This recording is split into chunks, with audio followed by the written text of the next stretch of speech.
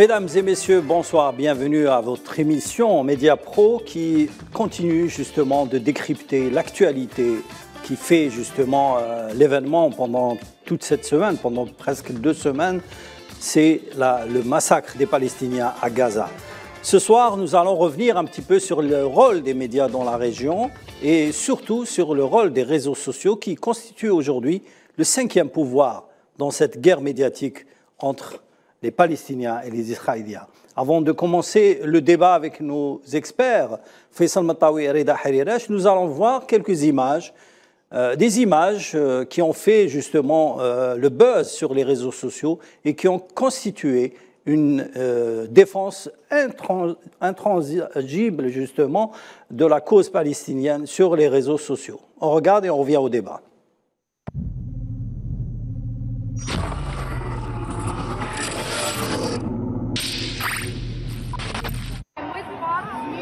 Fox News is Zionist news. Corporate Zionist news. You're full of shit. That's what you are. I just want to ask you, do you care about the babies that were beheaded? No, they were never beheaded. That was a made-up story. It's not true. It's bullshit. Show me the fucking pictures now. So what do you Show me the pictures. You're a lying full of shit. You're full of shit. You and Fox 5 News is full of shit. Do you think that what happened this weekend is okay? It is okay because it's international law. Resolution 242 says when an occupying force has the right to come in, when they occupy your country, you have a right, any means necessary, to defend your country with violence. And we stand with the Palestinians, and we stand with Arabs, and they try and change the narrative because you own the narrative, see? This is our problem. You own the narrative. You own the United Nations. You own Hollywood. You own all these mouthpieces. Where are our voices? Our voices need to be heard as well. We've been watching your channels, and instead of mourning our dead, instead of mourning these Palestinian children, we've been having to deal with more dehumanization of Arabs. The Israeli government sees me as an existential threat to their settler colonialist racist apartheid regime. And they've done everything that they can think of to discredit me and try and destroy my career and, if possible, destroy me and my family. Am I going to keep attacking the state of Israel and its policies in the West Bank and in Gaza? Yes, I am. And I will until the day I die. Or they modify their position to give human rights to the indigenous people of all the lands between the Jordan River and the sea. It's really simple. This whole story for me didn't start till 2006 when I went to Palestine. I saw apartheid in action.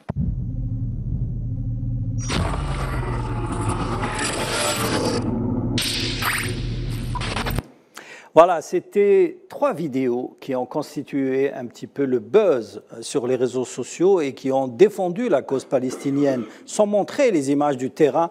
Ces personnalités ou ces personnes anonymes ou célèbres comme Roger Waters, le dernier qui est intervenu dans cette vidéo et qui est le cofondateur de Pink Floyd, Roger Waters, et a défendu justement la Palestine et dénoncé l'apartheid justement des Israéliens. Messieurs, aujourd'hui, les réseaux sociaux constituent un front numérique contre la propagande israélienne.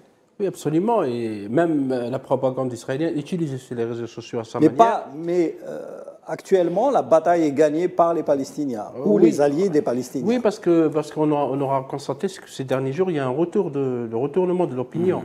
Ce qui fait craindre beaucoup les Israéliens, parce que maintenant on voit des artistes, même si les artistes sont un peu persécutés, parce que maintenant c'est devenu très grave, puisque si vous soutenez les Palestiniens qui sont sous des bombardements, Israël a tué des milliers d'enfants, des centaines d'enfants, avec le bombardement de Gaza, des civils, qui est un crime de guerre, des femmes, des personnes âgées, il y a même des agents de l'Agence onusienne des réfugiés, le NURWA, qui ont été tués, des journalistes. Donc, l'opinion mondiale ne peut pas rester insensible.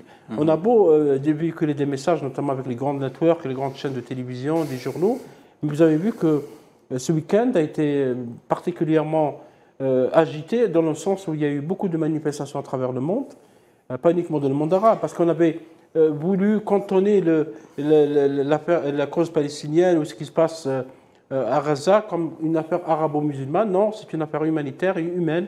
On a vu des marches en Grande-Bretagne, aux États-Unis, en Australie, en Jordanie, en Égypte, au Liban, en Algérie, en Tunisie et dans beaucoup de pays, pas dans certains pays comme la France ou l'Allemagne, où il est interdit de manifester pour la Palestine. Ils ont manifesté aujourd'hui à Paris, mais seulement 30 000 personnes. 30 000 personnes, mais très persécutées, très réprimées. Parce qu'en France, on a vu qu'ailleurs dans le monde, on peut manifester, même aux États-Unis, où les États-Unis... On a vu la première vidéo qu'on a montrée, c'est un manifestant américain qui dénonçait Fox News et qui a déclaré ouvertement à la journaliste que Fox News est une chaîne sioniste. Heureusement qu'aux États-Unis, il y a quand même des espaces de liberté d'expression, puisqu'il y a des médias alternatifs, et que certaines personnalités qui réagissent par conscience, hein, parce qu'on a même constaté, même si ça passe inaperçu, qu'il y a des journalistes, il y a des débats. J'ai lu un peu dans plusieurs médias ces derniers jours qu'il y a des débats intenses au sein des rédactions.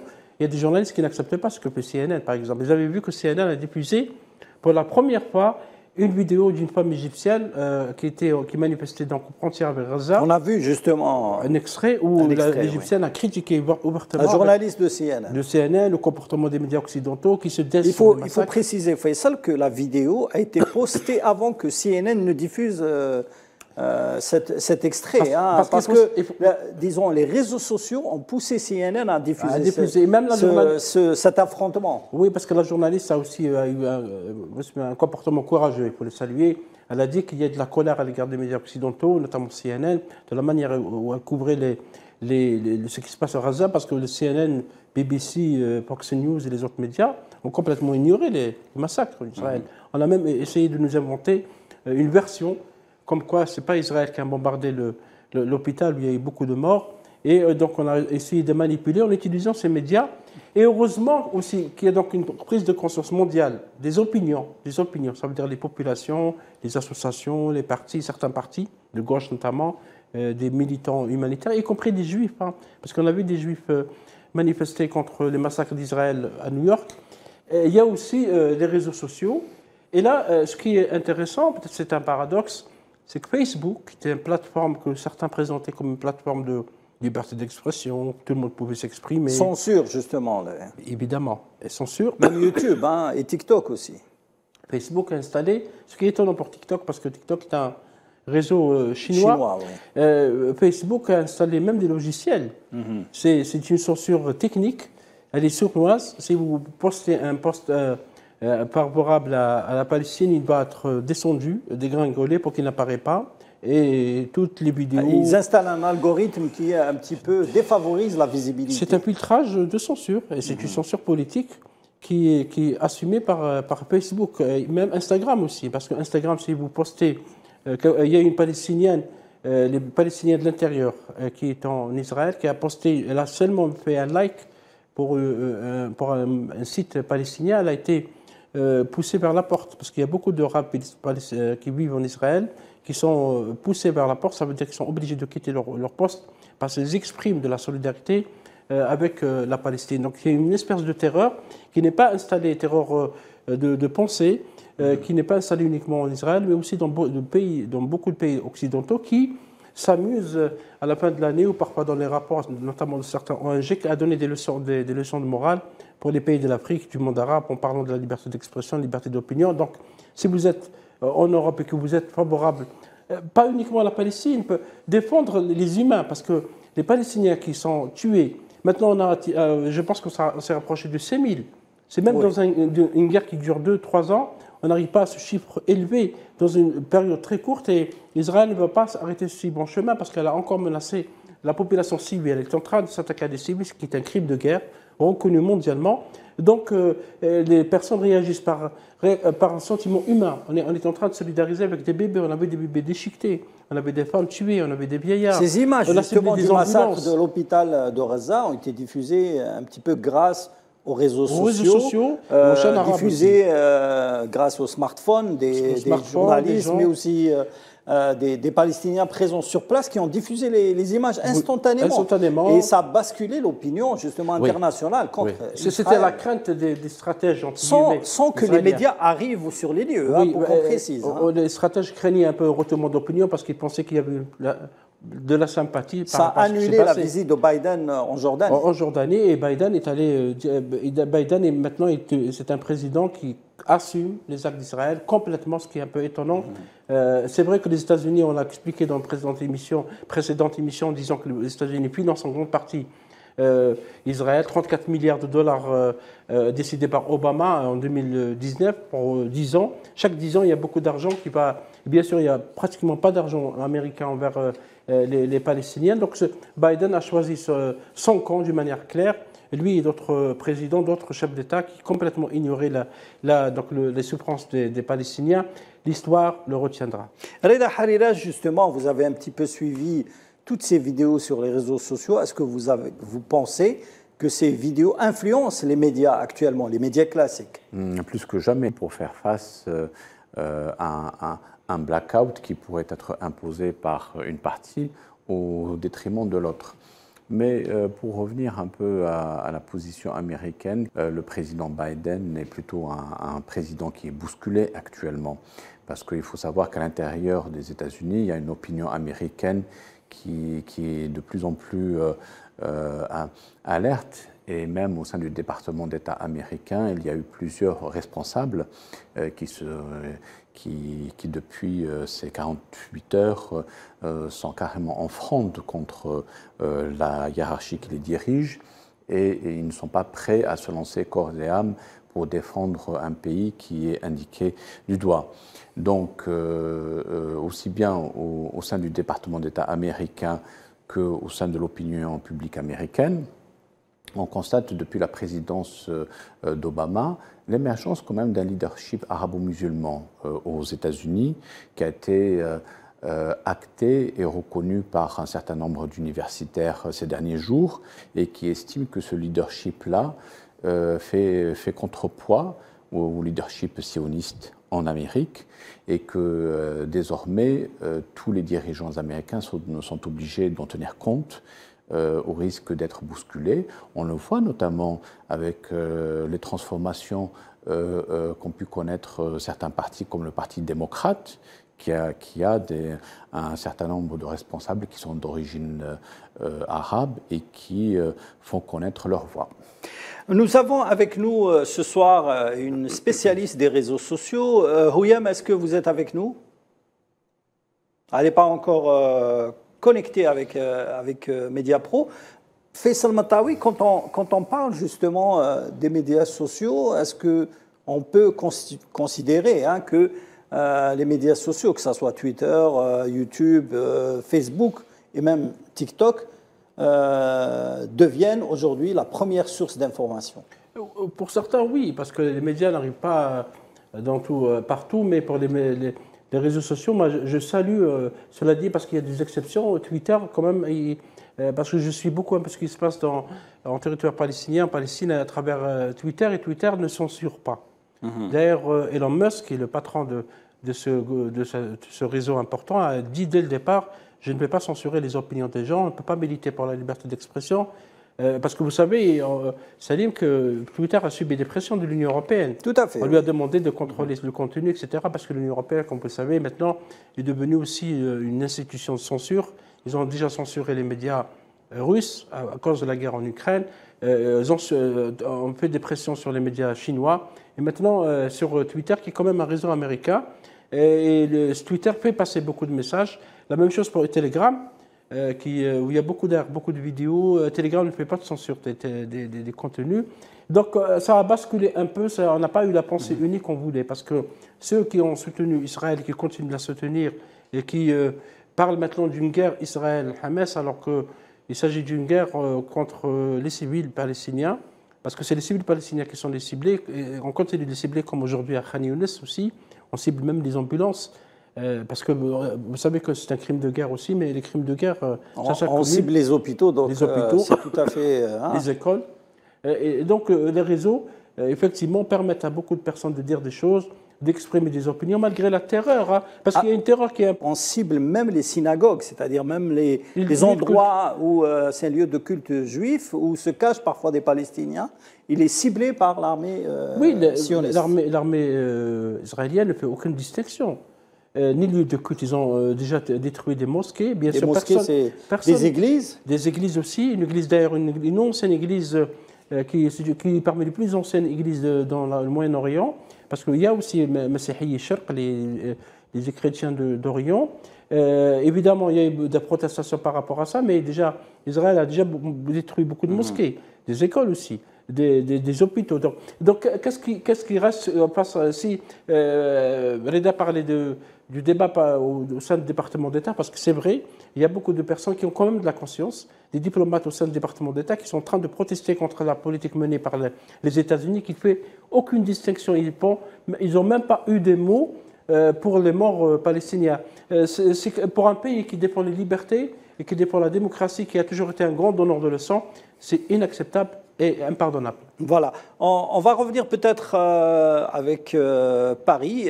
Houyam Ménager est, je pense, avec nous. Houyam, est-ce que vous nous entendez? Oui, bonsoir Monsieur Agar. Bonsoir Houyam. Alors, je rappelle que vous êtes Vous êtes spécialiste des réseaux sociaux. Vous avez un compte Twitter très très actif, mais aussi sur Facebook et TikTok. Aujourd'hui, quel impact pensez-vous que les réseaux sociaux ont sur l'opinion internationale? Eh bien, écoutez, je pense que les réseaux sociaux, au jour d'aujourd'hui, ont dépassé l'étape de se raconter, de la promotion de soi. Je pense que c'est passé une étape où ces réseaux sociaux sont devenus quand même une voie alternative aux médias classiques. Aujourd'hui, par exemple, on l'a vu par rapport à cette guerre sur la bande de Gaza, sur les Palestiniens. On a vu les réseaux sociaux qui ont quand même beaucoup aidé à diffuser et à transmettre l'information. On a vu, comment dirais-je, cette censure complète ici en France sur tout ce qui se passe dans la bande de Gaza, sur ce génocide, sur les civils, les femmes, les enfants et même les aliments n'ont pas pu y échapper. On a vu donc cette censure, je parle beaucoup plus d'ici de l'Europe en général. Plus particulièrement la France. Hein. En particulier, oui, voilà, en particulier la France. On a vécu vraiment, mais c'est vraiment le... Vous savez, moi, ça fait quand même 25 ans que je vais ici en France. Je suis algérienne, hein. J'ai grandi, je suis née et grandi en Algérie et je suis venue là, ici il y a 25 ans de là. Je n'ai jamais vu je pourrais pas le qualifier, je pourrais dire cet obscurantisme auquel on est arrivé aujourd'hui, c'est que les médias sont complètement confisqués à des fins propagandistes qui ne servent en réel pas l'information, mais on sait où ça où ça passe. Alors, Houyam, je voulais vous poser une question. Vous postez beaucoup justement de réactions, de vidéos, de fake news. Vous dénoncez justement cette propagande sur les réseaux sociaux. Mais il y a une circulaire qui est sortie en France de la justice française qui justement menace d'emprisonnement toute personne qui dénonce un petit peu l'État sioniste ou touche un petit peu, est taxé d'antisémitisme. Alors, est-ce que vous pensez que dans un pays de liberté d'expression, d'égalité et de fraternité, c'est une loi juste? Eh ben, comme je vous le disais tout à l'heure, malheureusement, donc on est conscient de ce qui se passe en France aujourd'hui, c'est que la parole est muselée. La pensée est complètement confisquée. On n'a plus le droit de parler ni de penser même. J'irais même dire qu'on n'a plus le droit aujourd'hui de penser. Donc, dans un climat aussi insupportable au jour d'aujourd'hui, se taire, ce serait vraiment encore pire que de dire quelque chose.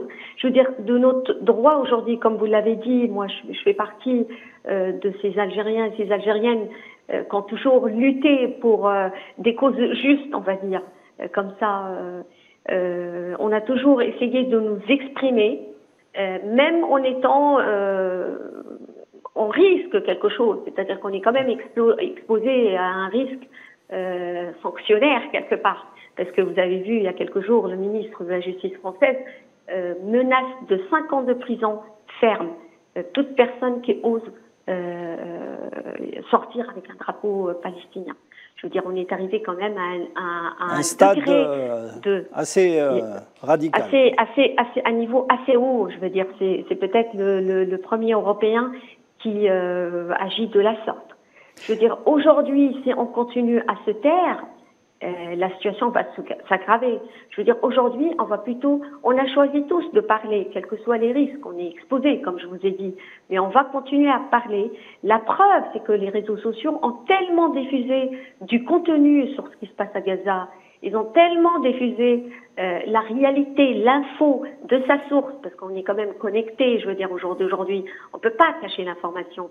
On essaye de cacher l'information, mais on peut pas la cacher réellement. Comme on dit, on ne pourra jamais cacher le soleil par un tamis, comme on le dit, le proverbe arabe. Donc du coup, on a quand même choisi de parler, et grâce à ce mouvement qui a continué quand même à parler tout au long de cette période, de ces quinzaine de jours, je crois, et le climat commence un petit peu à, je dirais pas à s'apaiser, parce que je pense que ça va s'empirer, mais ça commence un petit peu, l'information commence à passer au niveau de la population, c'est-à-dire la population, elle est quand même manipulée, elle n'a pas accès à l'information, parce que les médias ne l'informent pas réellement, ils font de la propagande complètement, ils prennent complètement le côté israélien, la vision israélienne et la version israélienne. Donc du coup, le peuple, il a vraiment pas accès à l'information s'il ne va pas chercher ailleurs. Et heureusement, quelque part, il y a les réseaux sociaux. Il y a ces réseaux sociaux via lesquels il y a beaucoup maintenant d'activistes, d'activistes français même, et de mouvements vraiment, certains partis de gauche qui sont vraiment, qui ont encore, je dirais encore, les yeux ouverts sur ce qui se passe et qui arrivent quand même à dénoncer ce qui se passe. Donc grâce à ces réseaux sociaux quand même qui je dirais même, qui vont jusqu'à devenir aussi un espèce de défouloir, parce que les gens viennent également parler sur les réseaux sociaux, parce que parfois on ne peut pas parler ailleurs. Oui, tout à fait. Voilà. Merci beaucoup, Houyam. Je rappelle que vous êtes spécialiste des réseaux sociaux. Vous intervenez beaucoup sur Twitter et sur TikTok. Messieurs, merci beaucoup, c'est gentil à vous. Merci. Alors, messieurs, aujourd'hui, il y a une véritable bataille médiatique sur les réseaux sociaux, mais aussi à la télévision. Et le relais, justement, de la télévision, c'est les réseaux sociaux. Souvent, les extraits qui font le buzz dans une émission télévisée est revenu ou reviennent sur les réseaux sociaux pour être un petit peu plus visible. On regarde un extrait d'une émission, une émission sur CNews où intervient la militante algérienne Rose Mansouri.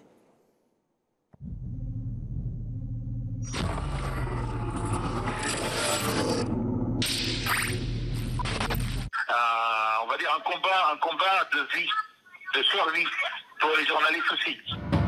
Des journalistes qui risquent leur vie et des conditions de travail de plus en plus difficiles.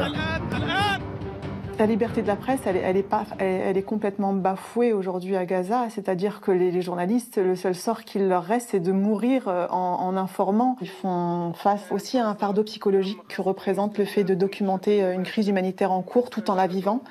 Donc c'est très, très, très difficile ce qui se passe en ce moment. Ces 2 dernières semaines, entre 7 et 13 journalistes gazaouis ont été tués dans la bande de Gaza. Mais là encore, des chiffres malheureusement difficilement vérifiables.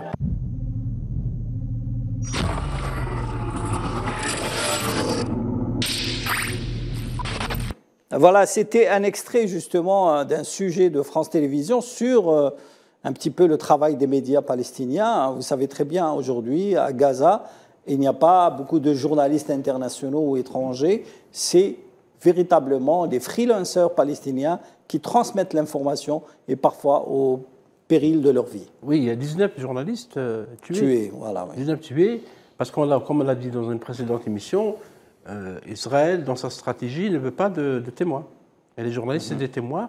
Depuis donc l'assassinat du premier, deuxième, troisième journaliste, il n'y a pas beaucoup de réactions. C'est vrai qu'il y a les organisations internationales comme Committee to Protect Journalists, CBJ, même RSF. Ils ont parlé de ces assassinats parce qu'il s'agit d'assassinats, ce n'est pas des erreurs militaires. Les journalistes sont devenus des cibles militaires pour Israël, comme le sont les mosquées, les hôpitaux, les enfants, les femmes, les ambulances, etc. Et donc, dans ce climat de terreur, parce qu'il y a un climat de terreur, il n'y a pas que la terreur des bombes. Plus de 6000 tonnes d'explosifs ont été lâchés. Que fait justement l'organisation de la défense de la presse, RSF entre autres? Notamment, oui, parce que ces organisations se contentent maintenant de faire l'État, d'établir, de dire qu'il y a cette personne qui a été tuée, et parfois ils doutent des versions. Il n'y a que l'ONG Amnesty International qui a dénoncé un petit peu le massacre de Gaza, Human Rights Watch. Oui, mais ce n'est pas suffisant. Pourquoi l'Union européenne, qui défend la liberté d'expression et qui souvent donne des leçons aux autres pays, ne réagit pas? Pourquoi il n'y a pas de réaction du gouvernement américain, le gouvernement canadien, toutes les organisations, même l'ONU aussi, par rapport à ces ciblages? Et aussi, Houyan disait quelque chose d'important, à mon avis, c'est qu'il est interdit de penser maintenant. Pas de s'exprimer. Vous n'avez pas le droit de dire que je me solidarise avec les Palestiniens, que je dénonce les crimes d'Israël à Gaza, et les enfants tués, les femmes, etc. Vous n'avez pas le droit. Et la grande confusion qui est faite, c'est que on parle souvent d'antisémitisme, alors qu'on oublie que les Palestiniens sont également des sémites, parce que les Arabes sont autant sémites que les Juifs. Donc, à partir du moment, est-ce que tuer un Arabe ou des Arabes palestiniens par Israël n'est pas aussi de l'antisémitisme? C'est une question qui est posée à ceux qui font de la terreur médiatique et qui appellent au meurtre. On a vu un chanteur qui s'appelle Enrico Macias faire un appel au meurtre. Il avait appelé à contre les militants d'extrême gauche. Les militants de gauche. Ouais. Il parle de liquidation. Et qui n'a pas été condamné. Personne ne l'a condamné, il n'y a aucune poursuite pénale contre lui. Donc c'est deux poids, deux mesures. Malgré la plainte justement des personnes concernées. Donc il y a deux poids, deux mesures. Si vous dites ça, par exemple, par rapport à un Israélien, vous aurez vu comment les médias réagissent. Et la justice réagit directement. Hein. Et le grand débat, et je pense que c'est un défi qui va se poser pour les médias, parce que c'est vrai qu'on est au courant de ce qui se passe à Gaza, partiellement, pas totalement, grâce aussi au travail fait par les chaînes arabes. L'Arabia, le RAD, TRT arabique, la chaîne Arabi, Jazeera, entre autres. Jazeera, les chaînes qui sont là-bas, qui font un travail qui rapporte un peu les événements. S'il n'y avait pas ces chaînes, il n'y aurait pas eu d'informations sur Gaza. Et donc les médias occidentaux, les grands networks, comme la BBC, où il y a des démissions de journalistes d'ailleurs, pour protester sur cette ligne éditoriale totalement partiale, qui n'est pas du tout professionnelle et pas du tout objective. C'était BBC, mais finalement n'est plus une référence, à mon avis. Elle était par le passé une référence en matière d'objectivité, de respect et de partialité, d'impartialité, des médias comme CNN, qui essaient de laver sa conscience en diffusant la vidéo de la jeune palestinienne qui critique ce network. Fox News et les autres médias doivent penser à leur crédibilité dans le futur. Si vous avez choisi de servir une seule version, les opinions, les parlementaires, les oppositions, la société civile qui existe en Europe, en Occident, devraient se poser ces questions sur à qui appartiennent ces médias. Parce que ces médias ont choisi de défendre une seule thèse, la thèse palestinienne, la version palestinienne. Donc il faut se poser d'où vient l'argent qui finance ces médias. Alors, je suppose que vous avez vu la polémique qui a éclaté sur Benzema et sur Attal. Il y a eu un débat très très puissant, un petit peu un débat à couteau tiré, je dirais même, sur les plateaux de télévision françaises. On regarde un extrait où une militante franco-algérienne a défendu Benzema.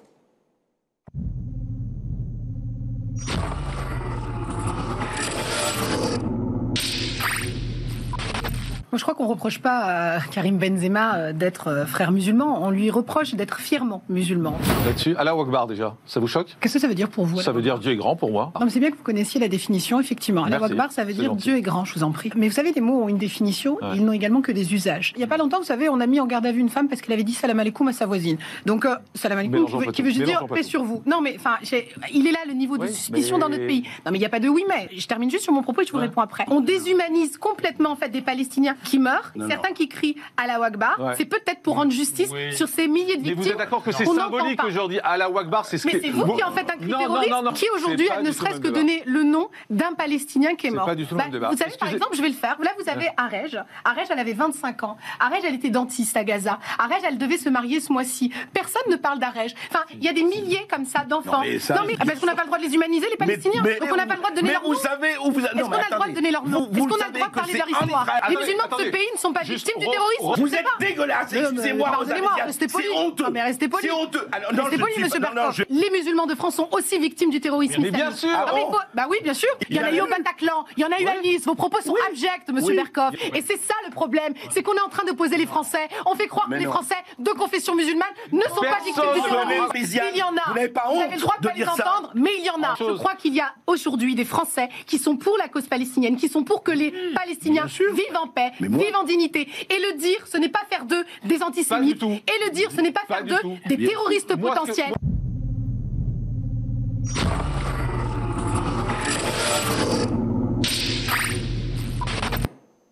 Voilà, c'était l'intervention musclée justement de la militante franco-algérienne Rose Hamziane sur CNews face à un plateau pratiquement opposé à la Palestine. Reda Harirash. Oui, effectivement. On voit un petit peu la haine s'installer sur le plateau. Disons que ce qui se passe... Elle a failli être lynchée. C'est bien défendu. Ce qui se passe sur le plateau, c'est un peu le reflet aussi de la scène politique française actuellement, à l'exception de Mélenchon. Aucun autre parti ne défend les Palestiniens. Non, aucun autre parti ne défend les Palestiniens. Même pas la gauche. La gauche est silencieuse. Et en ce qui concerne les partis de droite, ils sont complètement phagocytés. Pas plus tard qu'hier, je crois, ou avant-hier, Alain Juppé avait été invité sur une chaîne communautaire dans laquelle il a tenu des propos qui sont très ambigus en ce qui concerne les musulmans de France. Il a critiqué l'Algérie aussi. Oui, mais il a parlé d'abord, en ce qui concerne les musulmans de France, ce sont des propos qui sont très ambigus. Et donc, par conséquent, on a une sphère politique française qui est complètement phagocytée. Et on a vu tout à l'heure, lorsqu'elle avait parlé, on sentait bien qu'il y avait une chape de plomb qui s'était donc déversée en France. Et cette chape de plomb, il y a eu une brèche qui s'est faite mardi dernier lorsque cet hôpital a été attaqué à Gaza et que les réseaux sociaux, justement, ont pu montrer au monde entier ce qu'était une guerre cruelle qui était menée. Donc, pour revenir à la scène médiatique, en France, ce n'est pas nouveau. Et le cas de Benzema, c'est maintenant qu'on commence ici en Algérie à prendre conscience ce que ce joueur a dû subir. Benzema et maintenant l'international algérien aussi. Attal, comment se fait-il que Cyril Hanouna se permet de l'indiquer du doigt et de dire que Attal ne jouera plus dans l'équipe de Nice, alors qu'il n'a été pour le moment que suspendu et que à partir du moment où il n'y a aucune preuve qui atteste d'une quelconque position extrémiste de sa part, aussi bien pour Benzema que pour Attal, ce sont des joueurs qui ont été livrés à la vindicte parce que ce sont des leaders d'opinion. Dans le domaine du football, c'est un des rares domaines où des gens qui sont originaires d'Afrique du Nord ou qui ne sont pas issus des bons milieux peuvent exprimer simplement leurs pensées. À l'occasion du conflit en Palestine, ils ont dit uniquement ce qu'ils pensaient, sans aucun extrémisme. Et donc, ils ont bousculé des codes, ils ont bousculé des habitudes, et c'est ça qui fait enrager beaucoup. Ça va de Zemmour jusqu'à Hanouna, en passant par d'autres. Oui, moi j'aurais aimé, ça c'est un constat que j'ai fait, j'aurais aimé que la Fédération algérienne de football défende du sport. Réagisse. Ce silence est pour moi inquiétant. pour ne pas dire autre chose. En fait, d'après certains sites internet, il a refusé la défense de la FAF et de Belmadé. Oui, normalement, la FAF devrait le défendre, même s'il le refuse, parce que Youssef Attal, il se trouve que c'est un joueur algérien qui porte les drapeaux de l'Algérie, qui les défendent. Et les défendent bien d'ailleurs. Et Youssef Attal s'est excusé, a retiré la vidéo qui critiquait Israël et qui n'appelait pas du tout au crime comme cela a été répandu. Et ça prouve encore une fois quand dans les territoires ou dans les pays où on évoque souvent la liberté d'expression, la liberté d'opinion, la liberté de dire tout ce qu'on pense, c'est une fiction. C'est quelque chose qui n'existe pas. Karim Benzema est sous le rouleau compresseur depuis plusieurs années parce que, comme l'a dit Rosa dans l'émission, Karim Benzema est fier d'être musulman, il le montre, il fait le carême, il va à la Mecca, il met l'habit des musulmans, et il a le droit en fait, de l'être. Je pense que ce qui gêne et dérange un peu les médias, parce qu'en fait, il n'a pas de compte à rendre un petit peu à la société française. Absolument, c'est un musulman qui n'est pas du tout islamiste, c'est un jeune homme qui aime vivre, qui est pratiquant. Qui est pratiquant, qui est libre d'être pratiquant. Il est quand même curieux. Le ministre de l'Intérieur de la France, Gérald Darmanin, il a oublié tous les problèmes de la France, les problèmes de criminalité. Il intervient personnellement sur... Oui, il intervient sur... Non, ça c'est pour braquer les regards sur Benzema, c'est pour détourner l'attention sur les véritables problèmes que connaît la France, les problèmes économiques, les problèmes de pauvreté, d'inflation, le manque d'enseignants, le manque de médecins. C'est des problèmes économiques et sociaux. Et donc on se braque comme si on mettait Benzema de côté ou si on l'écartait, tous les problèmes allaient être réglés. Et ce qu'a dit Darmanin est faux. C'est faux. Alors, Benzema n'a jamais été frère musulman.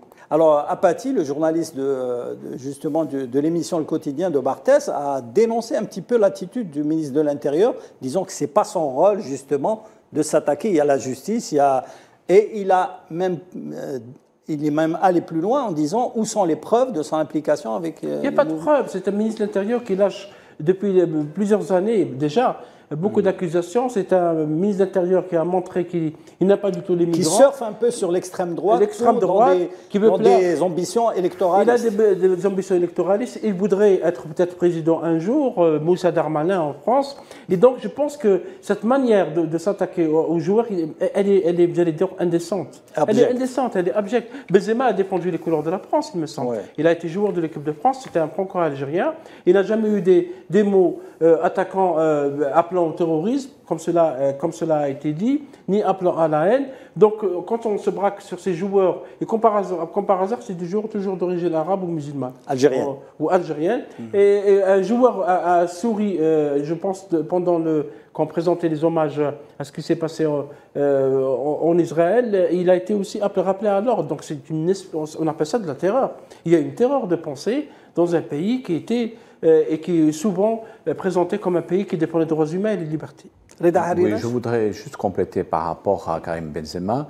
Dans la foulée des attaques qui ont été menées contre lui, il y a une sénatrice qui a demandé sa déchéance de nationalité, sachant que Benzema est titulaire de la nationalité française uniquement. Tout à fait. C'est pas un binational. C'est pas un binational. Donc on ne va pas en faire un apatride.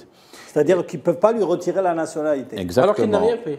Oui, et en plus de ça, elle est partie jusqu'à demander à ce qu'il soit déchu de son titre, de son ballon d'or. Oui. Il est parti sur le plateau de Hanouna. Bien sûr. Évidemment. Bien sûr. Lequel Cyril Hanouna, lui, il est partisan, bien sûr, à ce que Attal soit viré de son club. Donc, il a même décidé. Hein. Oui, il a décidé. Donc, c'est une petite coterie qui est là, entre elles, dans les salons parisiens, depuis maintenant plusieurs lustres, et qui n'accepte pas d'être bousculée dans sa façon de penser, dans la façon de raisonner. Et donc, pour terminer avec le cas Benzema, il y a un autre aspect aussi. Ce n'est pas le fait uniquement qu'ils soient musulmans. Il y a quand même une réussite sociale éclatante venant de la part de Karim Benzema. Karim Benzema, ce n'est pas un politicien qui a trempé dans des magouilles, c'est-à-dire lorsqu'il s'agit de délinquants en col blanc et qui sont d'origine hongroise ou autre, on ferme les yeux sur eux lorsque la justice les condamne. Tout à fait. Alors que des cas de réussite comme Karim Benzema, c'est des réussites qui sont indéniables. On rappelle qu'il a été exclu de l'équipe de France la veille de la participation au mondial. Hein. En plus. Donc, au pays des droits de l'homme, c'est vrai qu'il y a de quoi quand même réfléchir sur cette régression intellectuelle qu'on a imposée au peuple français maintenant depuis ces 20 dernières années. Je pense que les stars du football algérien ou les jeunes qui veulent jouer devraient penser à l'avenir où jouer. Parce qu'il me semble que la France est devenue un territoire hostile, pour utiliser le terme militaire. Hostile lorsque vous êtes un joueur, comme l'a dit Reda, que vous réussissez sur le plan social, que vous réussissez sur le plan sportif et athlétique, que vous êtes une star du Real Madrid ou d'autres clubs, et quand vous avez une opinion à dire, alors qu'un joueur de football a le droit de dire une opinion, vous êtes attaqué par le ministre de l'Intérieur. Un ex-joueur de l'équipe nationale qui était présent sur le plateau de Ma'mar Djibour a déclaré que la vague de venue des joueurs binationaux en équipe nationale est un petit peu la conséquence de cette haine envers les Algériens. Absolument, et ça agace beaucoup de milieux, comme l'a expliqué Reda. Il y a l'histoire du Ramadan, la religion... Parce qu'on ne supporte pas... Sans pour autant... certains joueurs ont même peur de jouer en équipe nationale et de perdre leur club. Oui, parce que dans le Ramadan, vous avez vu que pendant le Ramadan, il y a des clubs qui ont interdit aux joueurs de faire le carême, ce qui est une atteinte à la liberté individuelle. Ouais. Et donc, des joueurs, maintenant qui sont persécutés parce qu'ils ont exprimé un point de vue, évidemment, lorsqu'il s'agit de jouer dans l'équipe d'Algérie ou l'équipe de Tunisie ou une autre équipe arabe ou africaine, ils choisiront leur pays d'origine automatiquement, parce que malgré les réussites, malgré tous les résultats qu'ils obtiennent, Zidane grâce à lui, la France a gagné la Coupe du Monde. Malgré ça, quand vous dites une opinion, on vous attaque et on vous traite comme un chipon. C'est le cas de Benzema, c'est le cas de Attal. Attal est presque présenté comme un terroriste. Et c'est le cas aussi d'autres joueurs lorsqu'ils expriment quelque chose qui échappe au politiquement correct en France. Alors, avant de terminer l'émission, je voudrais vous montrer une image que je considère terrible, dramatique, une image simple, pas de sang, pas de massacre ou de corps déchiquetés. C'est des enfants qui marquent leur nom sur leurs membres inférieurs et supérieurs. Pourquoi ? Vous allez savoir après la diffusion de cette vidéo.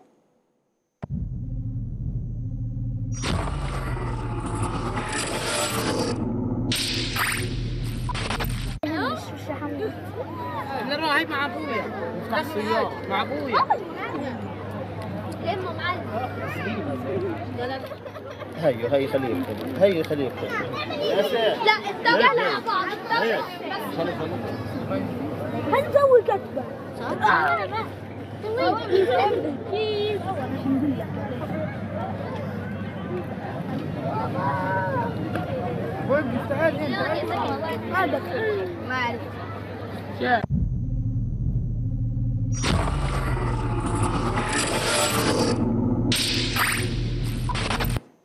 C'est une image terrible d'enfants qui marquent leur nom sur leurs bras, sur leurs jambes, pour être identifiés. En cas de bombardement. En cas de bombardement.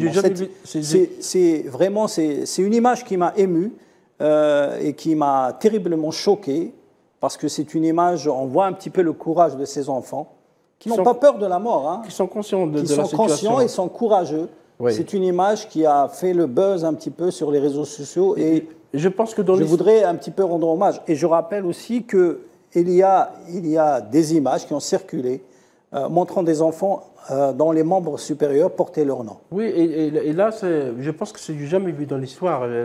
Ce massacre à grande échelle d'enfants, c'est un véritable infanticide. Presque, maintenant, je pense à 700 morts, 700 bébés.